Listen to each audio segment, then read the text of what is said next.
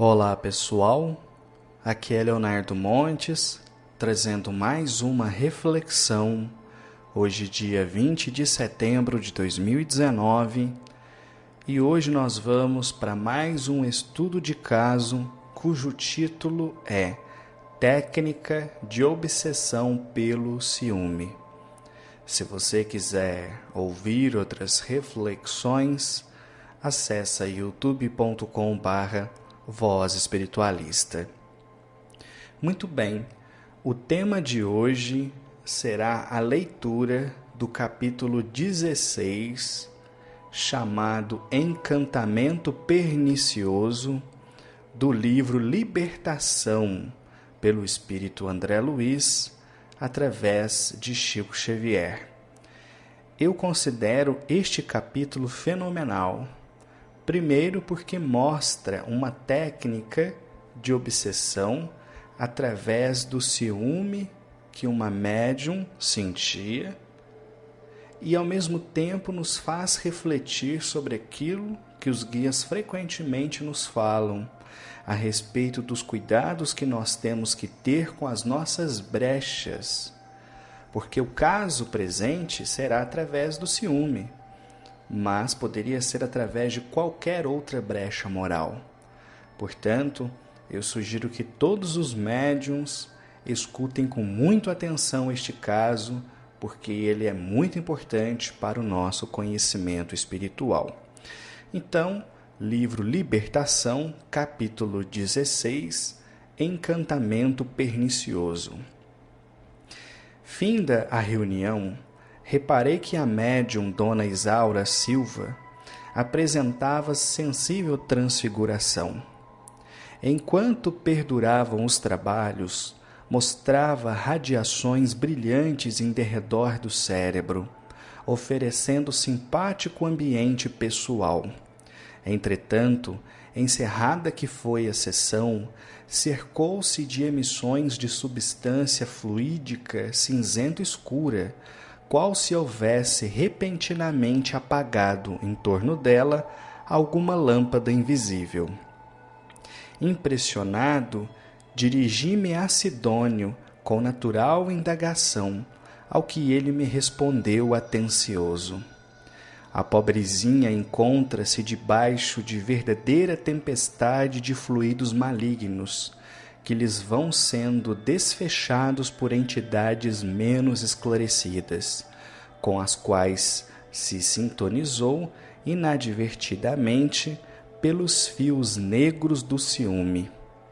Enquanto se achava sob nossa influência direta, mormente nos trabalhos espirituais de ordem coletiva, em que age como válvula captadora das forças gerais dos assistentes, desfruta bom ânimo e alegria, porque o médium é sempre uma fonte que dá e recebe, quando em função entre os dois planos. Terminada, contudo, a tarefa, Isaura volta às tristes condições a que se relegou. Não há, porém, algum recurso para socorrê-la? Indaguei curioso. Sem dúvida, elucidou o orientador da pequena e simpática instituição. E porque não a abandonamos ainda, não sucumbiu. É imprescindível, todavia, num processo de semelhante natureza, agir com cautela, sem humilhá-la e sem feri-la. Quando defendemos um broto tenro, do qual é justo aguardar preciosa colheita no porvir, é necessário combater os vermes invasores, sem atingi-lo. Crestar o grelo de hoje é perder a colheita de amanhã. Nossa irmã é valorosa cooperadora, revela qualidades apreciáveis e dignas, porém não perdeu ainda a noção do exclusivismo sobre a vida do companheiro, e através dessa brecha que a induz a violentas vibrações de cólera, perde excelentes oportunidades de servir e elevar-se. Hoje, viveu um dos seus dias mais infelizes, entregando-se totalmente a esse gênero de flagelação interior.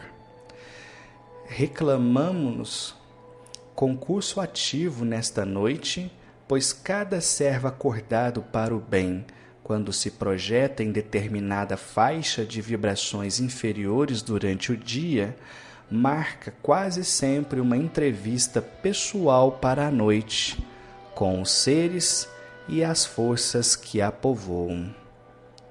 Estampou na fisionomia significativa expressão e acrescentou: enquanto a criatura é vulgar e não se destaca por aspirações de ordem superior, as inteligências pervertidas não se preocupam com ela. No entanto, logo que demonstre propósitos de sublimação, apura-se-lhe o tom vibratório, passa a ser notada pelos característicos de elevação e é naturalmente perseguida por quem se refugia na inveja ou na rebelião silenciosa, visto não conformar-se com o progresso alheio. Convenci-me de que o caso assumiria grande importância para os meus estudos particulares, e compreendendo que Margarida já recebera grandes vantagens, pedi permissão ao nosso instrutor após o consentimento de Sidônio para observar naquela noite o conflito inquietante entre a missionária e os que se lhe prendiam às teias escuras do sentimento. Gúbio concordou sorridente. Aguardar-me-ia o regresso no dia seguinte. Nosso grupo retirou-se, conduzindo a doente e o esposo infinitamente satisfeitos, e coloquei-me ao lado de Sidônio em interessante conversação. Por enquanto, explicou-me a certa altura da útil palestra, este domicílio está sob a guarda de nossos processos de vigilância. Entidades perturbadoras ou criminosas não dispõem de acesso até aqui, mas nossa amiga, transtornada pelo ciúme, vai ela mesma ao encalço dos maus conselheiros. Esperemos que abandone o veículo de carne sob a ação do sono e verás de perto. Decorridas apenas 2 horas, vimos o senhor Silva que nos acenava da porta próximo, já desligado do corpo físico. Sidônio levantou-se e, convocando um de seus auxiliares, recomendou-lhe acompanhasse o dono da casa em proveitosa excursão de estudos. O irmão Silva, junto de nós, alegou pesaroso. Tanto desejava que Isaura viesse, mas não me atendeu aos apelos. Deixa-a, observou Sidônio, com inflexão de energia na voz. Naturalmente, ainda hoje não se acha preparada para atender às lições. O interlocutor mostrou profunda tristeza no semblante calmo, porém não vacilou. Seguiu sem delongas o cooperador que lhe era apresentado. Mais alguns minutos e Dona Isaura, fora do corpo de carne, surgiu-nos à vista, revelando o perispírito intensamente obscuro. Passou rente a nós, sem prestar-nos a mínima atenção, mostrando-se encarcerada em absorvente ideia fixa. Sidônio endereçou-lhe algumas palavras amigas, que não foram absolutamente ouvidas.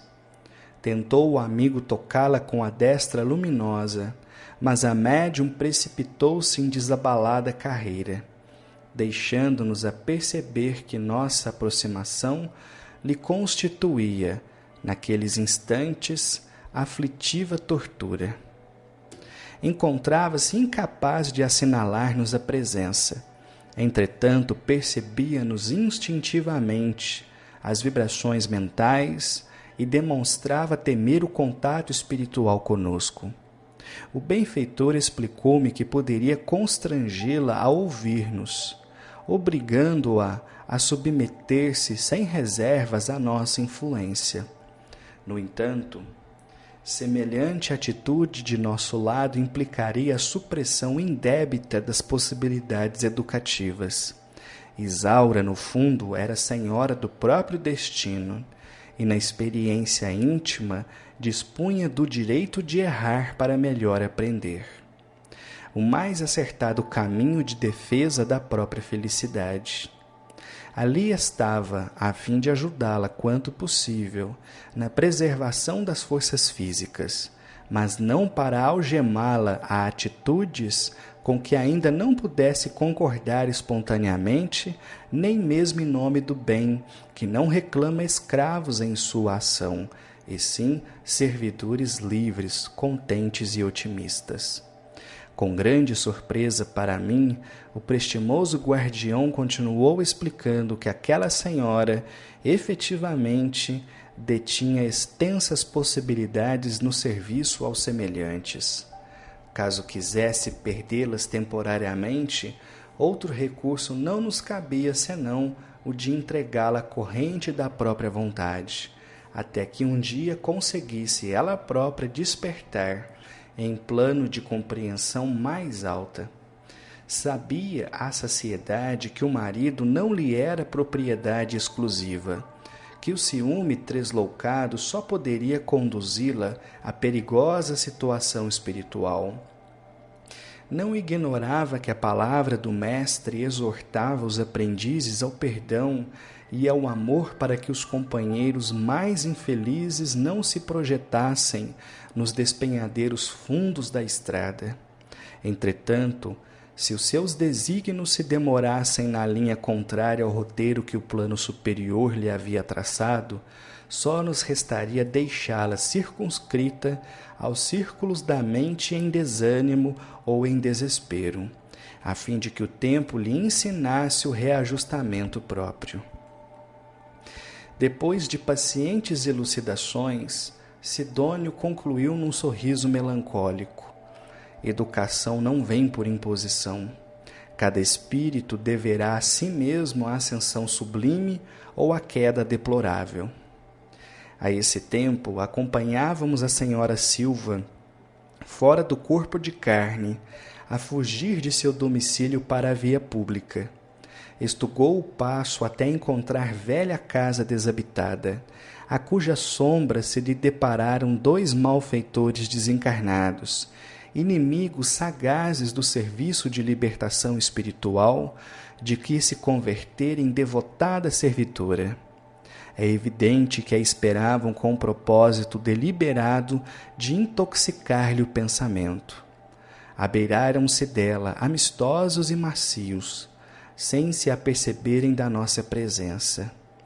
Com que então, dona Isaura? Disse um dos embusteiros, apresentando na voz mentiroso acento de compaixão. A senhora tem sofrido bastante em seus respeitáveis sentimentos de mulher.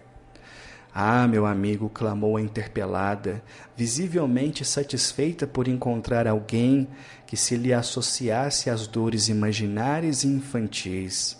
Então o senhor também sabe? Como não? Comentou o interlocutor enfático. Sou um dos espíritos que a protegem e sei que seu esposo lhe tem sido desalmado verdugo. A fim de ajudá-la, tenho seguido o infeliz por toda a parte, surpreendendo-lhe as traições aos compromissos domésticos. Dona Isaura, em lágrimas, confiou-se ao fingido amigo. Sim, gritou molestada, esta é que é a verdade. Sofro infinitamente. Não existe neste mundo criatura mais desventurada do que eu.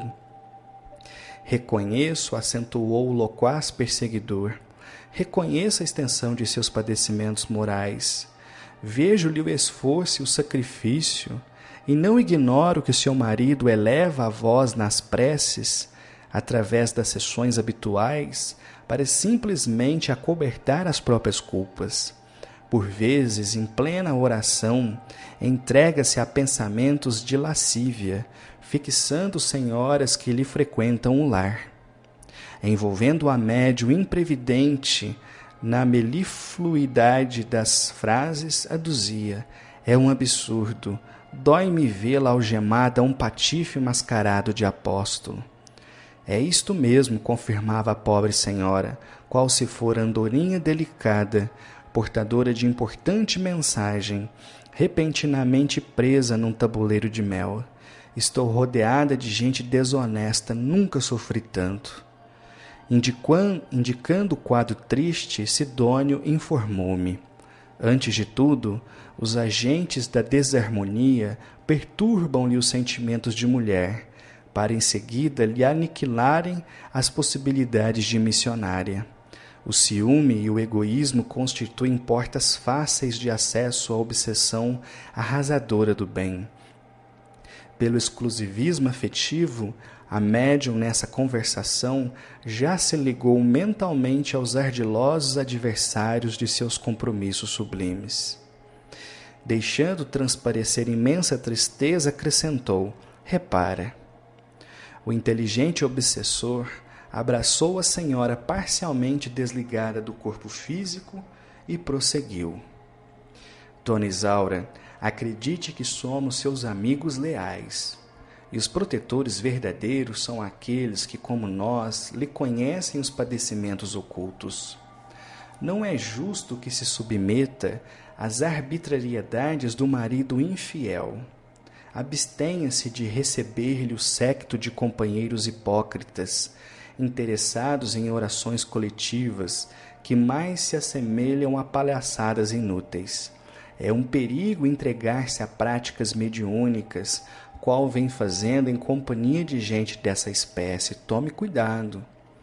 A médium invigilante arregalou os olhos, impressionada com a estranha inflexão impressa nas palavras ouvidas, e gritou: aconselha-me, espírito generoso e amigo, que tão bem me conhece o martírio silencioso. O interlocutor, na intenção de destruir a célula iluminativa que funcionava com imenso proveito no santuário doméstico da jovem senhora, assediada agora por seus argumentos adocicados e venenosos, observou com malícia: a senhora não nasceu com a vocação de picadeiro. Não permita a transformação da sua casa em sala de espetáculo. Seu marido e suas relações sociais exageram-lhe as faculdades. Precisa ainda de longo tempo para desenvolver-se suficientemente. E envolvendo-a nos pesados véus da dúvida que anulam tantos trabalhadores bem-intencionados, aduziu: já meditou bastante na mistificação inconsciente? Está convencida de que não engana os outros? É indispensável acautelar-se. Se estudar a grave questão do espiritismo com inteligência e acerto, reconhecerá que as mensagens escritas por seu intermédio e as incorporações de entidades supostamente benfeitoras não passam de pálidas influências de espíritos perturbados e de alta percentagem de produtos do seu próprio cérebro e de sua sensibilidade agitada pelas exigências descabidas das pessoas que lhe frequentam a casa. Não vê a plena consciência com que se entrega ao imaginário intercâmbio? Não creia em possibilidades que não possui. Trate de preservar a dignidade da sua casa, mesmo porque seu esposo não tem outro objetivo, senão de utilizar-lhe a credulidade excessiva, lançando-a à triste aventura do ridículo. A pobre criatura, tão ingênua e prestimosa, registrava com visível terror aquela conceituação do assunto. Espantado com a passividade de Sidônio ante aquele assalto, enderecei-lhe a palavra, respeitoso, porém menos tranquilo: não será razoável defendê-la? Ele sorriu compreensivamente e elucidou: todavia, que fizemos há poucas horas no culto da prece e do socorro fraternal, senão prepará-la à própria defensiva? Trabalhou mediunicamente conosco, ouviu formosa e comovedora preleção evangélica contra os perigos do egoísmo enfermiço, colaborou decidida para que o bem se concretizasse, e ela própria emprestou-nos os lábios a fim de ensinarmos princípios de salvação em nome do Cristo, a quem deveria confiar-se. Entretanto, apenas porque o esposo se dispôs à justa gentileza com as damas que lhe buscaram a companhia esclarecedora e fraterna, obscureceu o pensamento no ciúme destruidor e perdeu o equilíbrio íntimo, entregando-se inerme a entidades que lhe exploram o sentimentalismo. Fez significativo gesto, apontando os malfeitores desencarnados, e explicou: estes companheiros retardados procedem com os médiuns à maneira de ladrões, que depois de saquearem uma casa, acordam o dono, hipnotizando-o e obrigam-no a tomar-lhes o lugar, compelindo-o a sentir-se na condição de mentiroso e mistificador. Aproximam-se da mente invigilante, dilaceram-lhe a harmonia, furtam-lhe a tranquilidade e depois, com sarcasmo imperceptível e sutil, obrigam-no a acreditar-se fantasiosa e desprezível. Muitos missionários se deixam atropelar pela falsa argumentação que acabamos de ouvir e menosprezam as sublimes oportunidades de estender o bem através de preciosa sementeira que lhes enriqueça o futuro. Mas não há recurso, inquiri sensibilizado, de afastar semelhantes malfeitores? Sem dúvida, elucidou Sidônio bem-humorado. Em toda parte existe contenção e panaceia, remediando situações pela violência ou pelo engodo prejudiciais. Mas na intimidade de nossa tarefa, que será mais aconselhável, espantar moscas ou curar a ferida? Sorriu enigmático e prosseguiu: tais dificuldades são lições valiosas que o espírito do medianeiro, entre encarnados e desencarnados, deve aproveitar em benditas experiências, e não nos compete subtrair o ensinamento ao aprendiz. Enquanto um trabalhador da mediunidade empresta ouvido a histórias que lhe lisonjeiem a esfera pessoal, disso fazendo condição para cooperar na obra do bem, quer dizer que ainda estima o personalismo inferior e o fenômeno acima do serviço que lhe cabe no plano divino. Nessa posição, demorar-se-á longo tempo entre desencarnados ociosos que disputam a mesma presa, anulando valiosa ocasião de elevar-se, porque depois de certo tempo de auxílio desaproveitado, perde provisoriamente a companhia edificante de irmãos mais evoluídos, que tudo fazem inutilmente pelo reerguer no caminho.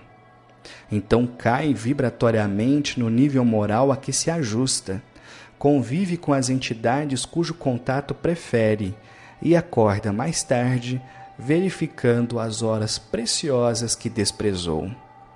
A esse tempo, o obsidente de Dona Isaura afirmava-lhe paurador: estude a senhora o próprio caso, consulte cientistas competentes, leia as últimas novidades em psicanálise e não perca a oportunidade de restauração sob pena de enlouquecer. E comentava sacrílego: falo-lhe em nome das esferas superiores, na qualidade de amigo fiel. Sim, compreendo, concordava a interlocutora tímida e desapontada. Nesse momento, Sidônio abeirou-se do grupo e fez-se visível para Dona Isaura, hipnotizada pelos perseguidores. E a médium registrou-lhe a presença com alguma dificuldade, exclamando: vejo Sidônio, nosso devotado amigo espiritual.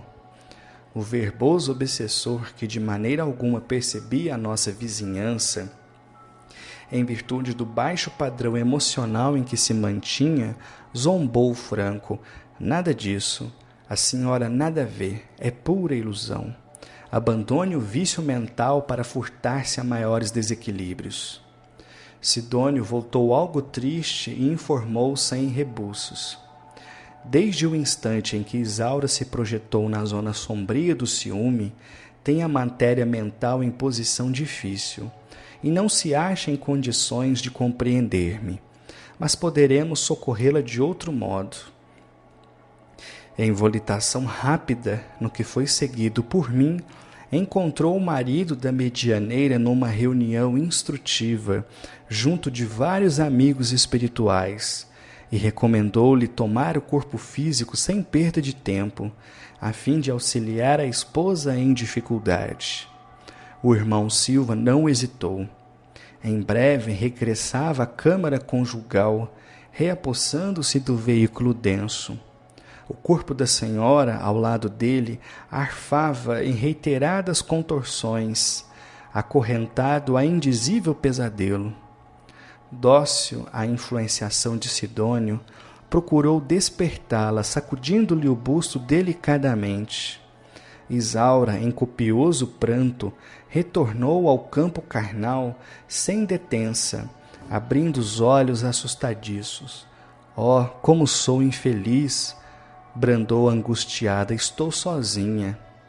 Sidônio, quase incorporado ao marido complacente e bondoso, levava-o a falar construtivamente. Lembra-te, querida, de nossa fé e de quanto temos recebido de nossos amados benfeitores espirituais. Nada disso, retrucou irritada. Como assim? Tornou ele paciente. Não temos sido tão amparados através da tua própria mediunidade? Nunca, nunca, protestou a pobre senhora. Tudo é uma farsa. As mensagens que recebo são pura atividade de minha imaginação. Tudo é expressão de mim mesma. Mas ouve, Isaura, aduziu o esposo sorrindo, jamais foste mentirosa. Já sei, caíste nas malhas dos nossos infelizes irmãos que te conduzem ao purgatório do ciúme terrível. Mas Jesus nos auxiliará no oportuno reajustamento. Nesse momento, Sidônio voltou-se para mim e lembrou. Penso, André, que já assististe à fase culminante da lição. Esta conversa agora seguirá até muito longe. Com o milagroso concurso das horas, pacificaremos a mente da servidora respeitável, mas exclusivista e invigilante. Volta ao teu círculo de trabalho e guarda o ensinamento desta noite. Profundamente tocado pelo que vira, agradeci e afastei-me. Bom, a leitura é um tanto quanto extensa, mas se você ouviu até aqui, eu acredito que você está encantado com este caso, não é? E se você não entendeu de primeira, eu sugiro que você ouça novamente, porque este caso é riquíssimo e mostra com muita clareza como os obsessores exploram as nossas fraquezas pessoais para incutir dúvida em nossa cabeça a respeito do trabalho espiritual que fazemos. Quem é que nunca saiu de uma gira e antes de chegar em casa já estava pensando em desistir? Saiu do terreiro radiante, chegou em casa completamente escuro. Quantas e quantas vezes os médiuns têm uma noite de sono aflita e quando acorda de manhã começa a ter dúvida, será que meu desenvolvimento está indo bem? Será que realmente é isso que eu quero para a minha vida? Será que realmente eu vou conseguir fazer esse trabalho? Então eu espero que este caso nos ajude a todos a refletir com maturidade, a tomar muito cuidado com as nossas brechas, a prestar muita atenção nos conselhos e nas orientações das entidades que nunca violam o nosso livre-arbítrio, mas que nos oferecem sempre as oportunidades de caminharmos por estradas mais seguras, não é? Então, era isso que eu gostaria de trazer aqui hoje, que nós possamos refletir. Até a próxima e um abraço a todos.